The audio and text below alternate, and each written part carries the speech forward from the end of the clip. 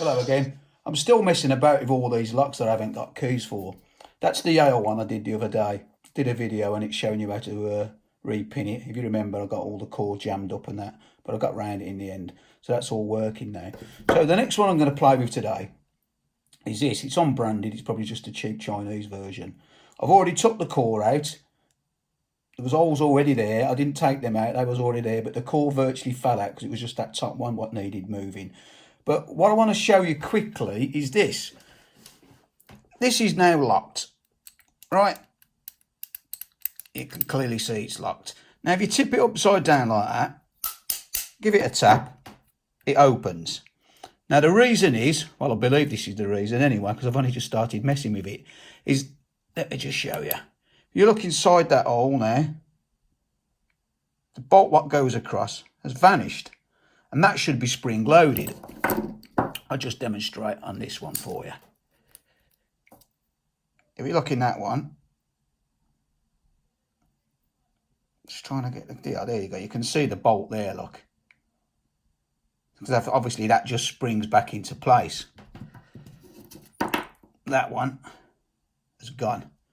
If you put a screwdriver in the bottom, see I told you the cores just fell out, and push it over,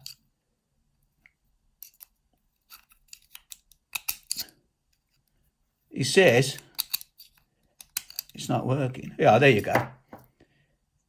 It's twisted a bit, but you can see that's it. It's all twisted round. So basically, that should be on a spring and that should stay in place. The reason why it's twisted is obviously the cores come out. So what I'm going to do today for you, now this will be fun because I've only got basic tools. I only ever use an hacksaw and a file. I'm going to try to take the complete face of that off with an hacksaw, expose that bolt and all the little chambers where the pins go. And then once we've done that, hopefully I can replace that spring, put it all back together and get myself another working padlock to play with. So that's what I'm going to do today. Right, first thing is to get the front of that off. What I'm going to do basically is just hacksaw across the front of there all the way down. So the top will be completely flat and completely off. Once I've done that, I may have to do a bit of filing, but I'll do that now and then I'll show you what happens in the next section. Right, I did what I said I was going to do. I've cut the front of that off. All I've used is an hacksaw blade, but it did take a bit of work. I've got arms like Popeye now, to be honest. So ready for the big exposure? There you go. That's what it looks like inside. And I know exactly what the problem was. Right. If you look at that, that piece there and that piece there is what locks the shackle in place. Between that and that, there should be a little spring. Because, let's put this key in. Any key will fit because there's no pins in it. If you watch that, when you turn that, watch slowly, the two bolts at the top both come inwards. When they come inwards, that's what makes the lock open. So when you turn your key back, they should spring back.